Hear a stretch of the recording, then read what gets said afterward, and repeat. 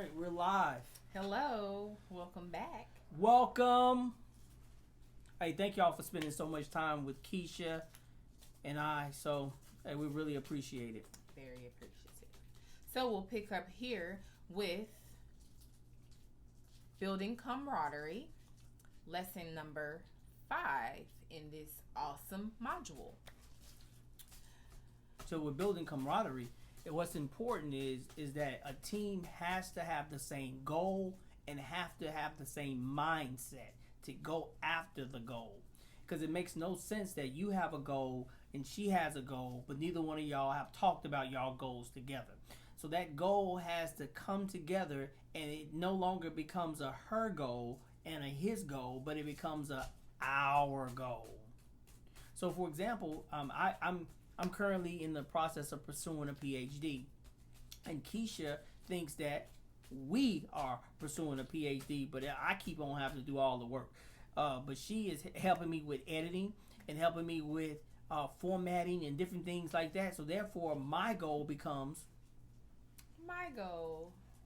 Yay, me for editing. Hey. Yeah. So pray for me. So that camaraderie comes together, but how do we induce that camaraderie? You remember in those days in the military how they would have mandatory fun days. Mm-hmm. And I don't know how you can put mandatory in front of fun and expect it to still be fun. But somehow, some way, this is what they contrived in their minds, and it works. Because, military camaraderie is a pretty proven fact. Yeah, it's definitely that. And it's filled with ups, downs, woes, but the team always comes together as a team and always come together to complete the mission and complete the mission with excellence. So I would say the things that you have just described are physical needs. In camaraderie, there are physical needs and emotional needs. With emotional needs, it's that one little thing specifically that most people don't really like to talk about, but it's necessary. It's how you thrive and keep flourishing as a couple. It's a form of reconnecting. Ernest and I, he has had conversations with me, I don't know how many times, about worship. What he affectionately has termed as worship. Praise the Lord. This form of worship, he says, is reaffirming the covenant. It's how you and your spouse come together and reconnect time and time and time and time and time and time and time and time and time again. And that it's a key form of connection for your union. These principles are found obviously in the Bible. 1 Corinthians chapter 7 verses 1 through 5. Proverbs chapter 5 verses 15 through 19. Also, the Song of Solomon. Solomon was a freak. If you wouldn't mind, let's look at Proverbs 5, 15 through 19. It reads, "Drink water from your own cistern, flowing water from your own well. Should your springs be scattered abroad, streams of water in the streets? Let them be for yourself alone, and not for strangers with you. Let your fountain be blessed, and rejoice in the wife of your youth, a lovely deer, a graceful doe. Let her breast fill you at all times with delight. Be intoxicated always in her love." That means, translation, get as much as you can, as often as you can. That's what it means. Did I use my seminary degree to exegete that correctly, Keisha? Furthermore, 1 Corinthians 7 verses 1 through 5 reads this way.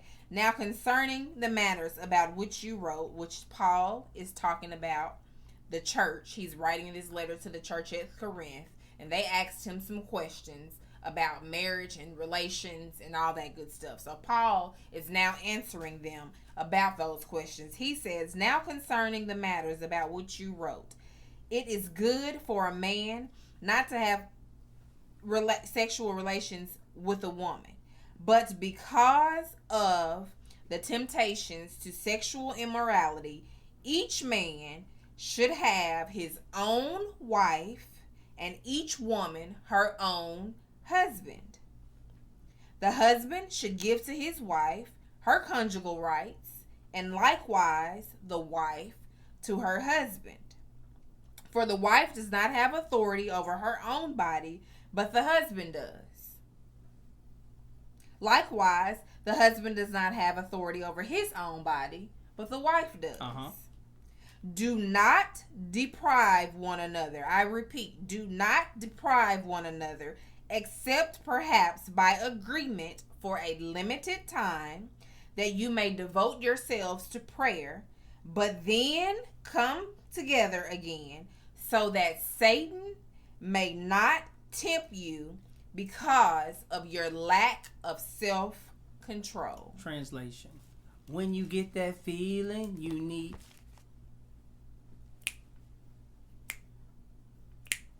Oh, okay. All right. So, yeah. So this verse is very important, or this pericope of scripture is important due to the fact that it tells about the relationships and the things that happen within the relationship. Because many times inside of a covenantal relationship, most of the time people plan the wedding, but not the marriage. They are planning on what they're gonna wear, how they gonna act, how they gonna cry, where they gonna cry at, who gonna take their pictures, who gonna do their video. They don't plan all of these things, but then when they get into the covenant, they want it to just flow and freestyle.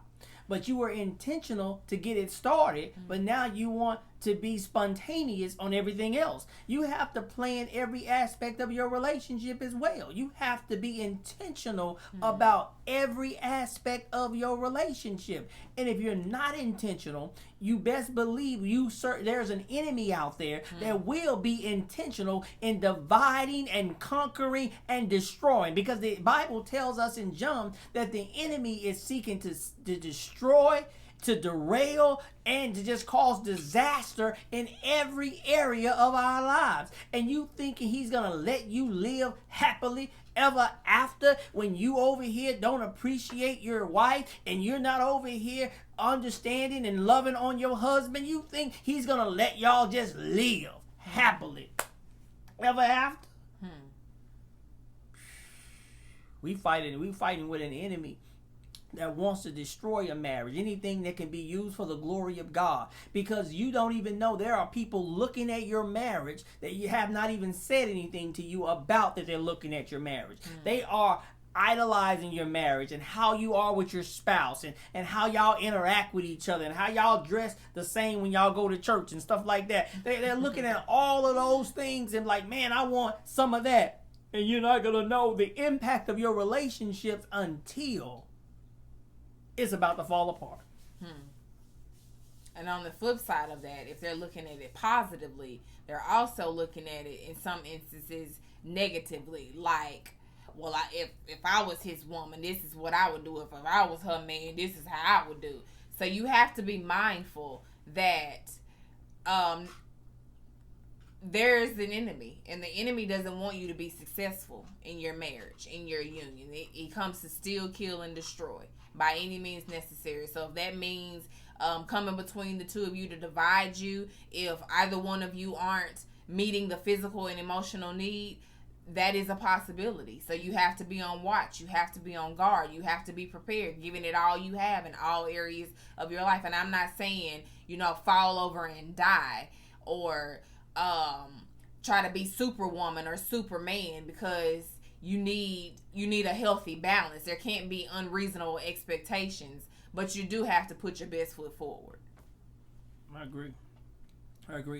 I definitely think that when it comes down to that area of your relationship, the intentionality has to be there. And also the respect and mutual love has to be there, because you do not want to give the enemy a foothold. You don't want to give him an opportunity to come in there and destroy something or to derail something. You don't want him to do that. because you can turn and don't think that you're so super spiritual and you're anointed and you're covered in the blood, because you probably can turn down this woman or that man and that man because they ain't your type. But let them be your type, my Lord. And they come up to you at a moment of tension when you and your spouse ain't even on one accord. We listened to a song one day and the girl said, well, my man ain't called in a couple of days, so I guess I'm single. What?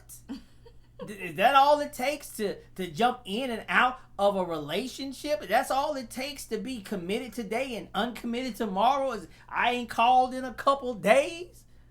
Lord, how shallow can you be? And I remember working before Keisha. I remember working, and this girl was trying to talk to me, and she was like coming on to me and stuff like that. And I was like, aren't you married? And she said to me with the look I've never forgotten. She said, "But we ain't married like that no more."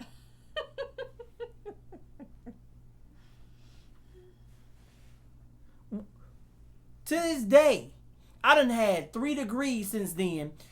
And to this day, I don't know what that means. I don't know what that means, man. For real. Put some comments down below. You know what I'm saying? Leave something in the description. But let me know if you know what that means.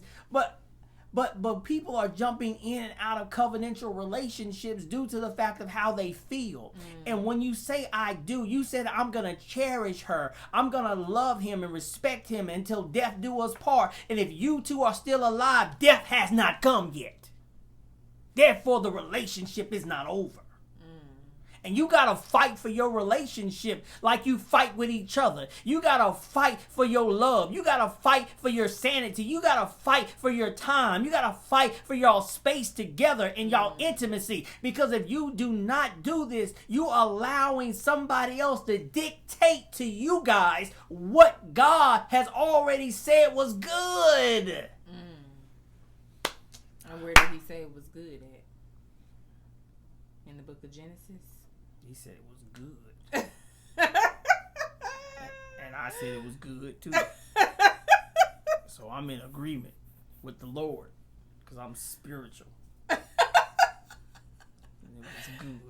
So shifting our gears back. We have emotional and physical needs. We're building camaraderie here. So we have to try and meet and keep our chemistry flourishing and thriving on all fronts. So a few lessons back, we talked about some other things, but here's specifically intimacy. So we've tried to expound upon that, and you can go back and reference 1 Corinthians 7, 1 through 5. You can go back and reference Proverbs 5, 15 through 19. But also, there's one that's a bit spicy, at least I think, and that's the Song of Solomon. And we won't read it here for the sake of time, brevity of time. But Song of Solomon, plus maybe, I don't know, a couple R&B songs, a couple of your favorite R&B songs. They may just, jumpstart a thing or two. Yeah. Solomon will definitely have you repopulating the earth. Definitely have you repopulating the earth, man. Because Solomon was a freak. He was a freak. Hey, for real, think about it. If somebody got, 200 plus wives and, and X amount of girlfriends on the side, I mean, hey. You know what I'm saying? Hey, it's something you like. You know what I'm saying? You like something. What is it that you like? He's a better man than me. I'm just saying. I don't have that kind of energy or time. You hear me? But yeah, I think meeting the need. But not only is it physical, though, there is an emotional component to that as well that needs to be met. And before I can ask Keisha to meet me physically, I need to make sure I tap into her emotional need and what that emotional need is. So every few months, man, I do a thing. I say, Keisha, what is it that I do that you want me to stop doing? What is it that I'm doing that you need me to keep doing? And what is it that I'm doing that you want me to do more of? And I ask her these things, man, to get a litmus test of, what am I doing? You know what I'm saying? I need to know if I got some You know what I'm saying? I like to be excellent in every area of my life. So am I making A's over here? Am I getting A's on my paper, but I'm getting F's in my marriage? You know what I'm saying? And I want to make sure, man, I'm accelerating in class and I'm accelerating with Keisha. And I want to make sure how I do that and make sure I'm doing that. And I make sure I meet those emotional needs. Because if she needs me to listen more and not try to solve her problems. Because I'm a problem solver. That's me. You don't bring me a problem. I've been telling my kids, don't bring me a problem and you just want to talk. You need to tell me I just want to talk about it. I don't want you to do nothing about it. I just want you to hear it. Because if you hand me the problem, then it's mine and it's my responsibility to fix it at that point. So if you need me to just listen, then I'll just turn off my fix the problem hat off and I'll be, oh, okay, cool. That's what you think you should do? Cool. Yeah. All right. Yeah. How did that make you feel? For real, they did that? Why they do that? Like, is that what you need me to do? You need me to just be that voice? Then I need to be that voice to meet that emotional need. But also, I need to make sure not only am I meeting your emotional need, but I need to cover her in prayer. And it's one thing for me to say I'm praying for her, but every now and again, she needs to hear me praying for her. She needs to hear me calling down fire from heaven on her behalf. She needs to know that I am covering her mental, her mind, her body, her eyes, her walk. I'm asking for protection. She needs to hear that I'm bathing her in prayer. Wow. And meeting her at the point of a spiritual need. But not only that, she needs to know that I am concerned about her diet. So therefore, I'm not just giving her New Testament verses. I'm giving her Old Testament. I'm mixing it up. And if you know anything about seminarians, especially ones that go to Southwestern, you can always tell a Southwestern grad, but you can't tell them much. You know what I'm saying? You can't tell them much, and you have to. It's kind of hard to tell somebody about the scriptures when they got the same degree in the scriptures, and you have to tell them things in a way that they receive it. And meeting them on not just physical, emotional, and spiritual. Because men, we are called to be the spiritual heads of our home. And even if you don't have a degree in seminary, and I understand, but my degree is in engineering, I'm an accountant, but cool. There are numbers in the Bible, so go through the whole book of Numbers. That's for the accountants right there. There's engineering aspects. Find all the passages that deal with them creating something and building walls and making sure infrastructure is there, and talk about your field while you're talking about the scriptures. Then, man, I'm a lawyer. Well, there are plenty of things dealing with the law and how this shouldn't happen and this right here and this is the penalty for that. Then deal with your profession through the lenses of the law. Well, I'm a literature major. Well, hey, then deal with all of the wisdom literature, which are encompasses within the confines of the Bible. Then there are, no matter what your profession is, there are passages that should undergird what you do, so you can talk about those with passion, vigor, and with a contemporary application for what you do. That's good. But you got to lead your home. You have to take charge, and you need to be like. I noticed in the book of Genesis. That Adam was either out of place or not vocal when a serpent was talking to his wife. I don't know anybody. If I see somebody talking slick to my wife, I'm checking. I don't even care who you are. What? Hey, bro, what you going on? Oh, you a deacon? Hey, deacon, how you doing, man? I didn't even know who you were, man. You just looked over here, you were leaning, and you had that little thing on your lip, you know, you was biting your lip and licking them and stuff. I was trying to figure out what was happening over here. It just looked all kinds of inappropriate, okay? But anyway, that aspect of scripture, we have to. How is he letting this serpent talk to his spouse and he's not intervening, he's not stepping up, and then people want to argue about the most trivial things in the scriptures, whether or not it was an apple that she ate, or whether was a grapes or a banana. We don't know what the girl ate, but we do know that it wasn't anything about what they ate as much as it was about the pear on the ground. and the pair on the ground broke a covenant with God that caused a division or severance between access to God and hanging out with God to now being an enemy of God. We have to meet our spouse's needs. We're supposed to be the spiritual head of our home. And we cannot be the spiritual head of our home if we refuse to take responsibility for that area. If we want to build camaraderie, then we can do the Bible together. There are Bible trivia things you can get. There are games and apps and things that you can buy for that. There are different books on the Bible. Everybody got an opinion. I would look at your local seminary who aligns with your theology, and I would look for the works of that school's authors or professors to deal with a particular issue or whatever you're dealing with. And I would read through their stuff, and they'll give you some stuff to teach. But then also your pastor's sermon, whatever your pastor preached on Sunday, then take copious notes, go back and look at it, add your engineering, add your accounting, add your whatever flair to that, and then you do that, and now you represent it to your family in a way that they would understand it. Because it's our job to lead them in an area that is spiritual as well as just physical leadership. That's good. Thank you for that. That hit all the areas for camaraderie, all the needs: physical, emotional, spiritual, mental.